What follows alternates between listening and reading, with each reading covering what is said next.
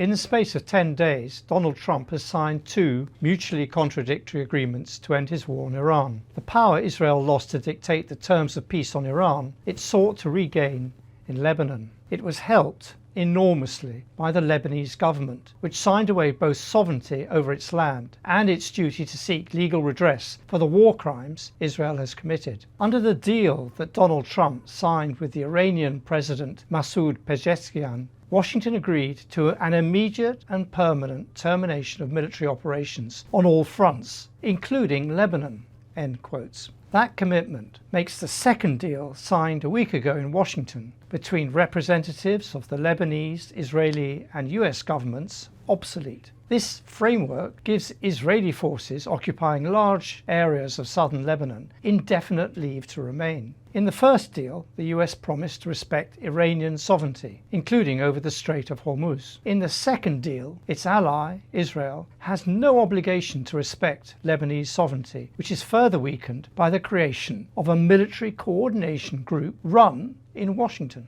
The Lebanese army, kept deliberately weak by the veto Washington has over the weapons it uses, they're frightened that whatever weapons it has could fall into the hands of Hezbollah, is duty-bound to disarm Hezbollah, seen by many in Lebanon as the only credible deterrent against Israeli attack and settlement. If that was not bad enough, Lebanon will grant immunity to Israeli troops and generals over the war crimes committed in the invasion. More than 1 million people have been forcibly displaced in Lebanon since October 2023, and at least 8,000 have been killed. Many of Israel's strikes have targeted civilians, including journalists and healthcare workers. There was fury on the streets of Beirut, so much so that Prime Minister Nawaf Salam was obliged to thank Nabi Berri, the Speaker of Parliament, for calming things down. Berri vowed to block the deal's passage to avert a potential civil war. Given Lebanon's history, this warning should not be taken lightly. Berri said the region would pay the price for what he called a tug of war inside the US administration. The 2 deals are so different because they have 2 different authors who compete with each other in the US administration, engaged in the tug of war that Berri was talking about. Trump's deal with Iran reflects the thinking of Vice President JD Vance, who must feel vindicated by the failure of airstrikes to achieve regime change in Iran. Vance was opposed to the whole idea from the start and was conspicuous by his absence from the Situation Room in February when Trump made the decision to launch the war.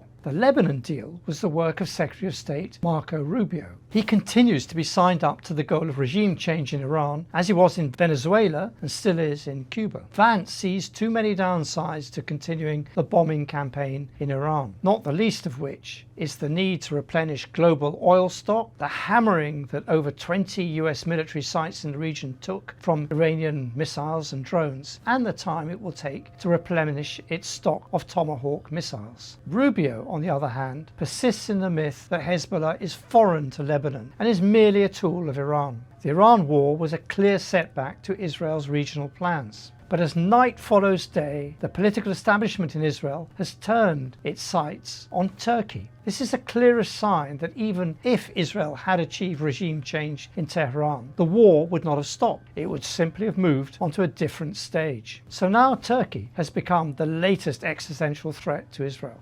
As if in unison, a chorus of Israeli politicians has raised the alarm about a new Sunni axis opening up, composed of Turkey, Syria and Qatar. This has not gone down well with Trump, who had little hesitation in laughing off the notion that his best friend, Turkish President Recep Tayyip Erdogan, was an anti-Semitic dictator, as Netanyahu now claims. Erdogan is a great leader, a very strong person. Everything I've asked from him, he's done, Trump said. When Netanyahu said Israel's new security doctrine was to kill them first, Vance was even blunter. He said, "You're a country of 9 million people. You can't just kill your way out of solving every single national security problem." But Israel is as serious about setting on Turkey as it was about bombing Iran. Firstly, the rhetoric against Turkey is bipartisan. It's the leitmotif of one of the 2 men who could replace Netanyahu, Naftali Bennett. He said Turkey and Qatar have gained influence in Syria and are seeking influence elsewhere. "From here I warn," he said, "Turkey is the new Iran." Secondly, the groundwork for Israel's latest campaign came when, a month before the fall of Bashar al-Assad in Syria, Foreign Minister Gideon Saar said Israel should reach out to its natural allies, the Kurds and the Druze. When Assad fell, Israel bombarded and obliterated the Syrian Navy and Air Force and invaded an area of southern Syria larger than Gaza. Tel Aviv openly pushed for a weakened federal Syria, fragmented into confessional cantons. Netanyahu now calls the land his forces occupy in Lebanon, Syria and Gaza security belts, from which he has no intention of withdrawing.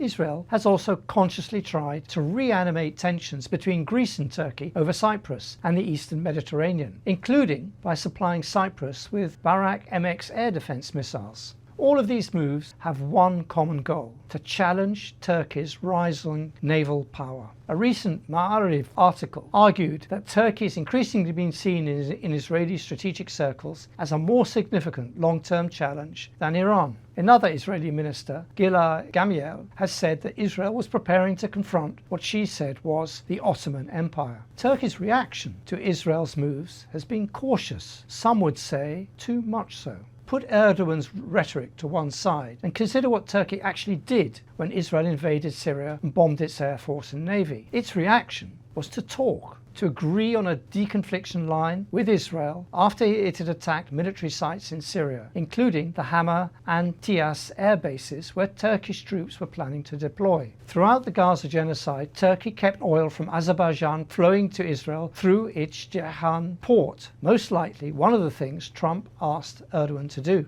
Tankers went back and forth even after Turkey announced a trade embargo. In 2022, the year before Hakan Fidan was promoted from spy chief to foreign minister, Turkish intelligence intercepted 10 different assassination plots from 3 arms of Iranian intelligence against Jewish targets in Turkey and the Caucasus. Sources briefed on the matter told Middle East Eye. Turkish officials then downplayed the rhetoric coming from Netanyahu as being purely for domestic purposes. This relaxed policy changed after local elections in 2024, in which Erdogan's ruling Justice and Development Party was hammered over Turkey's lack of action on Gaza. But the series of measures Turkey took were still mostly diplomatic. Today, the mood music in Ankara has changed, and there is an acceptance that Israel means what it says about the coming confrontation. Turkey is focused on building up its deterrents, be they naval, air force or drones. Trump is now giving Turkey the engines it needs to build its new generation Khan stealth fighter, while Ankara is accelerating construction of a 60,000-ton aircraft carrier and building 30 other warships. It also recently carried out a joint exercise with the Egyptian Navy. It's building civil defense bunkers. Even so, Turkey is playing for time. Turkish defense analysts think it will take 3 to 5 years for the country's air defense systems to reach operational capacity against Israel's air force. Turkey's response to Gaza to create a defense pact with Saudi Arabia and Pakistan, the same regional powers that helped mediate the US-Iran deal. That is what Israel fears and is now trying to dismantle. Whatever happens now in the Gulf, the main battle line between Israel and the region will be drawn in Lebanon and especially Syria. The lesson from all this is that Israel means what it says when Netanyahu vowed to change the Middle East forever. Hard power is needed to stop him. The more Arab nations in the region delay their response or meekly rely on Washington to calm things down, the bigger the shock they will get when Israel kills first.